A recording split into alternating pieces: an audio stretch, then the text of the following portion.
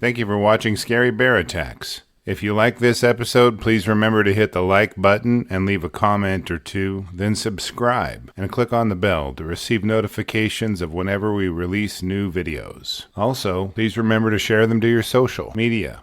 Welcome back to Scary Bear Attacks. Today's episode takes us to the border of the Chugach State Park, just east of Anchorage, Alaska.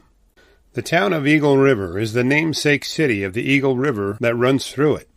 The river starts about 30 miles from town in the peaks of the Chugach Mountains and creates a beautiful valley as it flows to the Knik Arm. This valley is filled with foliage and salmon when they run each season, and is consequently a paradise for people and bears.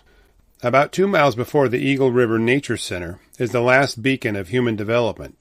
It is a housing development that was built back in the 70s and overlooks the Eagle River Valley.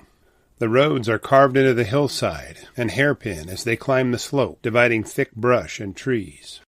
It may seem like a bastion of human triumph over nature, but the brown bears of the area seem to have missed the memo. This area is prime bear country, and numbers are increasing, so much so that the line between human zones and bear zones overlap, leading to dangerous confrontations. As we've discussed in prior episodes, sows that raise their cubs in areas close to human development tend to be larger and have larger cubs that survive at higher rates than sows in more remote areas. Today's episode is another example illustrating this phenomenon. On the afternoon of July 22, 2012, 50-year-old Bob Eder decided to head up one of the trails outside of his home for some fresh air. Bob's partner in crime was his beagle, Lewis. Beagles are known for their keen sense of smell and are hunting dogs, though their short, stout legs seem to belie that ability. Now, normally Bob would pack bear spray whenever he went out for a walk, but this time he forgot it back at his house. He rarely packed a gun while he was outside, despite one of his neighbors packing one while he mowed his lawn. Lewis usually alerted him of the presence of any animals, especially squirrels.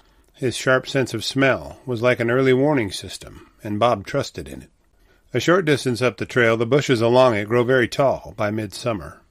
Alders and devil's club grow so closely together that they choke out a lot of the sunlight and make navigation through the area difficult.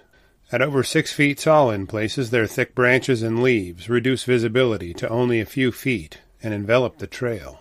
As Bob and Lewis hiked their way up the trail, Bob made noise and talked to himself out loud to make sure any animals in the area knew he was there. He was a long-time resident and knew the risks and dangers moose and bears pose to people when caught unaware. Bob and Lewis rounded a hairpin that climbed a bit in the trail. After the trail flattened out, the path parted a thick patch of brush. It was the kind of place where you couldn't see what was there until you couldn't avoid it. As Bob walked through the patch, he was terrified by the most foreboding sight he could possibly see. Bob saw not one, but 4 huge brown bear heads pop up above the brush and turned in his direction. This may have been okay if the bears were a few hundred yards away, but all 4 bears were only 5 feet from him. Bob's legs instantly went weak, but he knew he could not overreact to this situation. He spun on his heels and took a casual step away from the bears when he felt a disorienting blow to the back of his head. The swat from the sow sent Bob into a front flip, and he landed on his back.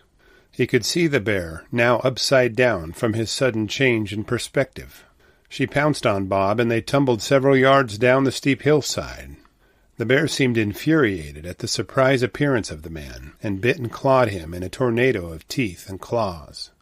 Bob didn't feel any of the gashes she opened up in his flesh, partly due to her speed, but also due to the effects of adrenaline. She clawed and attacked him for only about 15 seconds and disappeared as suddenly as she had appeared. The cubs that were with her were probably about 3 years old and nearly grown, but didn't attack Bob. As soon as Bob gathered his senses, he sat up. The bear was nowhere to be found, but he didn't want to move until he was certain she was gone. Bob glanced down toward his left leg and could see an enormous gash that had been opened up, exposing his muscle and tearing away a large flap of flesh. His scalp on the back of his head was gashed, and he could feel his blood trickling down the back of his neck. There was a lot of pain in his shoulder and ribs. Bob peeked into the tears in his shirt and could see the perfect imprint of a massive bear paw on the left side of his chest. There were 4 enormous gashes about 3 inches long at the front of the bear paw-shaped bruise. Blood seeped from several round puncture wounds on his shoulder, caused by the sow biting him during the attack. Bob knew that his wounds were serious, and he couldn't waste any time in getting to medical help. He pulled himself to his feet and tested his wounded leg to see if it would support his weight. It may have been bleeding profusely and looked terrible, but it worked. Looking at his cell phone, he realized he couldn't call for help and would have to get himself to a place where he could get reception. Before departing, Bob removed his shirt and tied it around the injury to his thigh.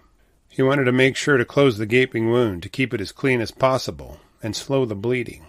Walking as much as he could and sliding on his rear where he had to, Bob made it several hundred yards down the slope, while hoping and praying the sow was done with her business with him. A private driveway appeared in front of him, and he knew he was getting closer to rescue. Checking his cell phone, he could see that he had service, and he quickly dialed 911. About an hour after the attack, the sound of sirens filled the valley as the first responders searched for Bob's location. Without an address, they had resorted to taking directions provided by Bob as he directed the dispatcher to his location based on the sirens. After an initial assessment and aid, Bob was rushed back to a hospital in town. Pictures of Bob's wounds are graphic and wouldn't pass YouTube standards, so I've uploaded them on my Patreon account.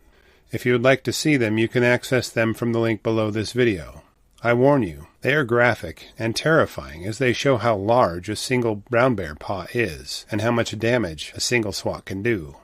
After 4 days of intense medical attention, Bob regained consciousness. The staff there informed him they gave him 10 units of blood to replace his own that he lost.